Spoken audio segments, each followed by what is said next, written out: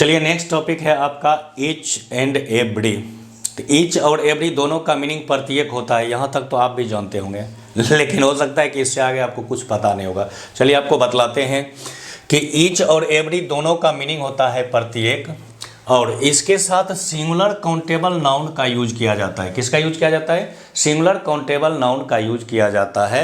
और जब singular countable noun का यूज होता है तो सिंगुलर वर्ब का यूज भी होता है। वंस अगेन, ईच या एवरी के साथ हमेशा सिंगुलर काउंटेबल नाउन का यूज होता है और इसके साथ जैसो सिंगुलर वर्ब का भी यूज होता है।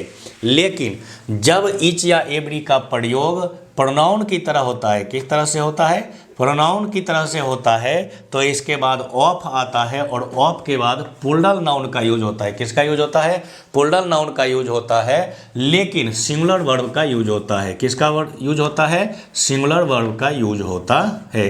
यानी एक प्रकार से आप देखोगे तो ईच या एवरी का यूज डिटर्मिनर की तरह हो तो भी या प्रोनाउन की तरह हो तो भी हम हमेशा जो है सो इसके साथ सिंगुलर वर्ब का ही यूज करते हैं। ठीक है, एक पॉइंट समझ में आ गया? जैसे देखिए, each boy has a pen. ठीक है, ईच के साथ बॉय सिंगुलर नाउन का यूज हुआ है और हैज सिंगुलर वर्ब है। ठीक है, लेकिन each of the boys has a pen, यहाँ पर ईच ऑफ के बाद प्लूरल नाउन का यूज हुआ है लेकिन सिंगुलर वर्ब का यूज हुआ है। ये सबसे ज़्यादा इंपॉर्टेंट है आपके लिए, इसलिए इसको समझना जरूरी है। ठीक है, अब देखते हैं कि ईच का यूज कब होता है और एवरी का यूज कब होता है। ठीक है, चलो इसको एक बहुत ही शॉर्ट तरीके से बता देते हैं कि अगर दो में से प्रत्येक, जैसे कि ये मात्र दो है, ठीक है, और इस दोनों में से प्रत्येक का अगर हम बोध कराएंगे तो सिर्फ ईच का यूज होगा। किसका यूज होगा? ईच का यूज होगा।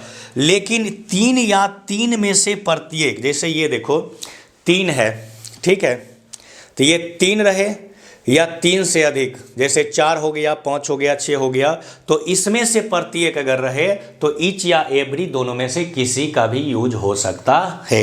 इसके लिए हम यहाँ पर एक फिगर बना दिए थे, देख लो। मान लो कि ये क्या है? ये क्या है?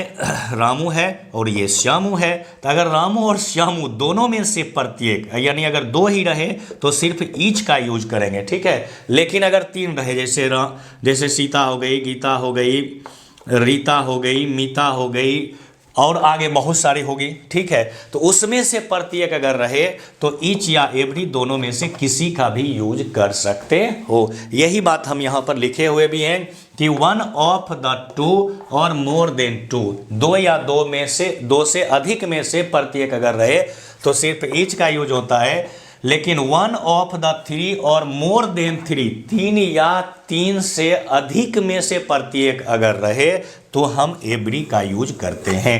आई होप आपका कंसेप्ट बहुत अच्छे तरीके से क्लियर हो गया होगा, और फिर भी अगर कोई डाउट रह गया तो आप कमेंट बॉक्स में ज़रूर लिखें, हम उस डाउट पर वीडियो बनाकर अपलोड कर देंगे। ठीक है, और इसका प्रैक्टिस सेट, चूँकि ये तो सब हम आपको अभी थ्योरेटिकल पढ़ाए हैं ना, इसका जैसो हम प्रैक्टिस सेट भी अपलोड करने वाले हैं, तो हो सकता है तो इसके साथ ही प्रैक्टिस सेट अपलोड कर देंगे, यानी सेम वीडियो में हम प्रैक्टिस सेट जैसो जोड़ देंगे।